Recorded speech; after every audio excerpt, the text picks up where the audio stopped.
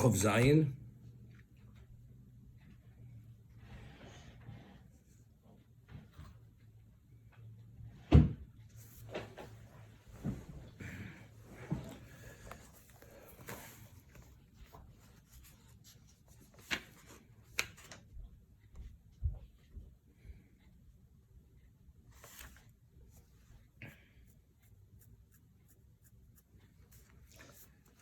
It's interesting.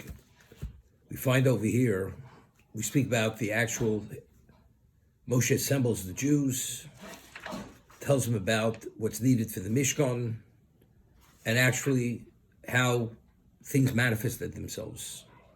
How they had brought it in one day, and how each person, each artisan did what he had to do.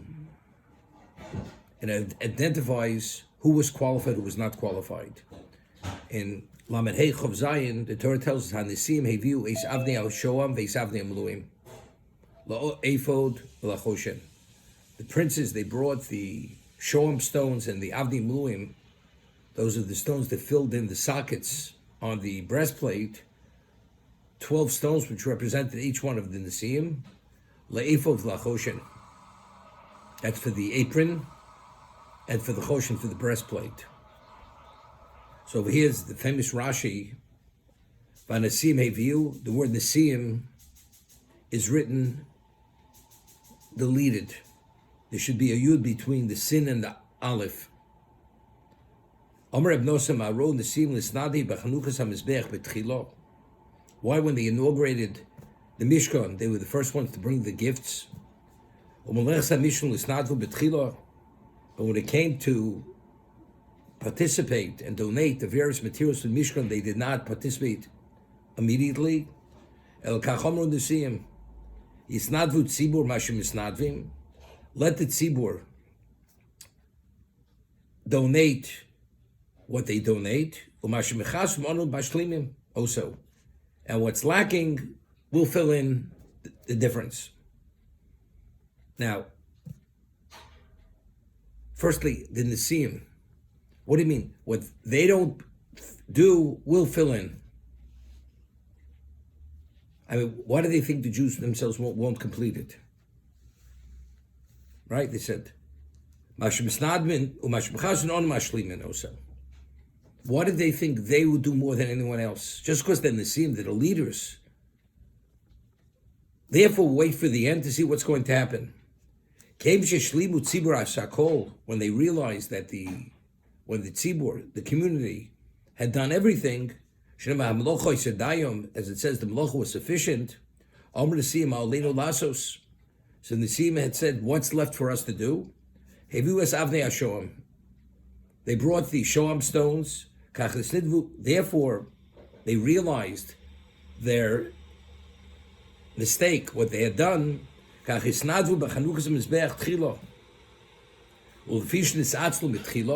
Since initially it was due to their lack of zeal, they were laid back or lazy. It's written Vanisim. Over here we have, it's written, there's no yud, right? Not in the plural. The yud between the sin and the aleph is not there, and the yud between the aleph and the mem is not there. Okay?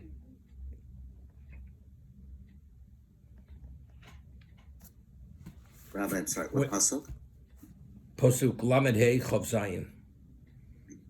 Okay? So the Torah writes it in a deficient spelling to indicate that their participation was deficient, was lacking. Because they should have been there immediately. So therefore, they learned the lesson well. So when it came to the Chanukas Mizbeach, they were the first ones there to correct the mistake. First of all, why did they think that people, when we discussed the spoils of the sea were more than enough to cover the Mishkan totally, completely? Why did they think the people would not complete it? What they're lacking, I will fill in. What they don't do, we will do. Why do they think the people wouldn't do it? Complete it. Material-wise, they had enough material. Because the Nisim had no more material than they did. We don't find that Nisim had a larger share of the spoils of the sea than the average Jew. And I would think that the ordinary Jew had even more than the Nisim in terms of his greater relevance to material. So what was even the consideration to see this? What they don't do, we will do. Initially, when the Torah tells us the materials that were needed, it mentions them according to the level of value. Zov Kesem Nechoshes. And then it leaves at the end, it mentions Avdi Shom Avdi Mluim. If we're going according to the order of value, those stones should be the first ones to be mentioned. Why they mentioned at the end? So the Or Chaim we had mentioned had said that because the Nisim were deficient when they brought these stones, therefore, though material-wise, in terms of their innate value, they have greater value, but in the spiritual spectrum, they have the least because the Nisim, they failed in their participation. Therefore, the Torah mentions it last. That's the Or Chaim HaKadosh over there. But over there, we're not speaking about they had done it yet. We'd spoken what materials are needed. 1 through 13. The material 11 and 12, 12 and 13 are Avdi Shavdim Muluim. This is before the Nisim. This is just giving the so-called shopping list, what's needed. So over there, it should have said, Zov Kes L'Chosh, it should have said, Avdi Shavdim Muluim, Zov Kes L'Choshes, not leave it for the end. So evidently, the Torah already is alluding over there that the precious stones, there's a consideration, well, as much as they had, the people are not giving it so quickly. So what I'm saying is like this. Originally, the materials the shopping list was put out there. In the order that it was mentioned, they had the Avdi Shom Avdi Mluim last. Why do they have it last? Because as much as you have, a person is willing to, if a person has a choice to give gold or give precious stones, which one does he give? He gives the gold. The precious stones he leaves for himself. That he retains. If he has no choice, he gives that. So the Nisim originally had understood like this: if based on the order that Hashem set the order and leaves the Avni Mlum Avishom for the last, what does that indicate? That indicates that people are going to be withholding. As much as they have, because of the preciousness of what they are, they're going to withhold. So the Nisim already had a concern that the people are not going to bring what has to be brought. So they said, so that already was planted in their minds. They may fall short of what has to be done. You know something? We're going to wait and see. What the people don't do, we will do. And that's why they waited till the end. But they realized, even at the end, there was nothing left for them to do, except Hashem allowed them to have this area which wasn't covered. But again, that only forecasted that somebody is going to withhold that. They were Nisatzlu. The Nisim should have been there immediately. And they should have brought what's most precious immediately. But why didn't they bring what's most precious immediately? Because they had this calculation with the other, but where did they pick this up from? Because according to the order that Hashem had put it, that was left for the end. It doesn't make a difference. But factually, they should have been there immediately. Because something of such great value, one does make calculations. Where do we see this? We say, Avram Makalkelis Ashura, correct? Avram hitched his own donkey. Why did Avram hitch his own donkey? He was 137 years old. He was a man who had unlimited amount of servants and slaves. They could have hitched a donkey for him. The answer is, the Chazal tell us, because Avram was totally consumed for Avos Hashem, and when you consumed to do the will of Hashem, one doesn't make any calculations. All that matters, as we discussed, is the objective. What's the objective? To do the will of Hashem. Avram being 137 is totally irrelevant. That he's this wealthy man is irrelevant. All that has to be done, the will of Hashem has to be done. The Aked has to be done. He hitches his own donkey without any hesitation, because there's no consideration other than doing the will of Hashem. If the Nesiim were so imbued and so consumed with Avos Hashem, there's no calculation. They should have brought whatever they have to bring immediately, and at the end of the day, something is lacking, they'll bring more. So that they did not bring immediately is an indication they weren't driven by Avos Hashem. But why weren't they? Nobody's too lazy to do anything that they really want to do, and they're overwhelmingly consumed with doing what they want to do. The answer is, that was a confirmation or an indication they weren't where they should have been. And it was due to Atzlus. But we're only lazy when it comes to things which are not priorities or the ultimate priority. And therefore, that's why they brought it at the end. Therefore, as a result of that, but that's why the Nesiim from the order that it was given, why was it mentioned last? Because that's going to be the most difficult thing to bring. So Hashem left it last. When you ask something, you say, I want A, B, C. If you ask for the diamonds right away, he said, people are going to pick the gold. That's going to be the most difficult for people to bring. So Nesiim says, we'll bring that. What about bringing everything else? You should have brought other things besides.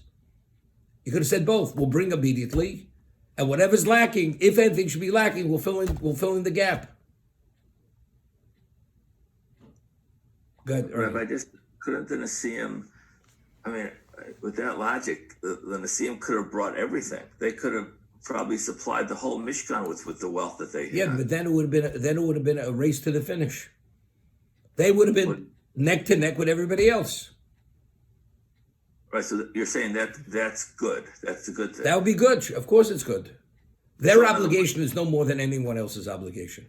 Right, but then that would leave the people. There's an expression, Kol HaKodem Zohar. Kol HaKodem Zohar. First is first. So everybody's neck and neck for doing the same thing. They'll all participate. But what did he say? When they're lacking, then we'll come into the picture. What do you mean when they're lacking? You should be there immediately. If you understand its value, there's no such thing if there's anything lacking.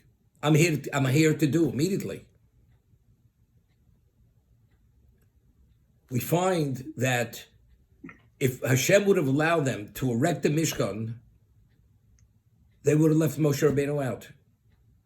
Right? We find that Moshe Rabbeinu was the one who actually erected the Mishkan. Physically, humanly, it was impossible to erect because of the weight. You needed a miracle to be able to lift those beams. They couldn't. So we've always asked, the Jews knew Moshe Rabbeinu did not participate in the building of the Mishkan. Don't you want Moshe Rabbeinu to participate to some degree, minimally, to erect it? And they would have even erected if they could have. Hashem would not allow them to erect it because he wanted Moshe Rabbeinu to erect it. How do you forget a Moshe Rabbeinu? Person writes a Sefer Torah. Could you imagine? You leave a letter in the Sefer Torah for Moshe Rabbeinu to put into the Sefer Torah, knowing what Moshe Rabbeinu is? And they did value Moshe Rabbeinu. At this point, they valued him tremendously. Well, we're not holding by the story of the spies here. This is right, he told him. He brought down the second set of luchos. He says, now, to be reinstated, this is what we have to do. And let's go for it.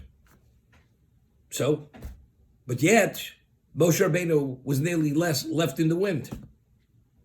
How do we understand it? The answer is the same answer.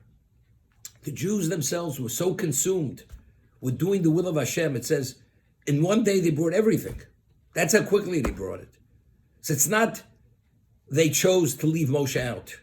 Because of their own degree of being fully consumed, like Avim Chal Shura, it was only the objective Hashem. That's why Moshe Rabbeinu was left out. Not because they didn't value Moshe Rabbeinu. It was only it's a shevach, it's a praiseworthiness.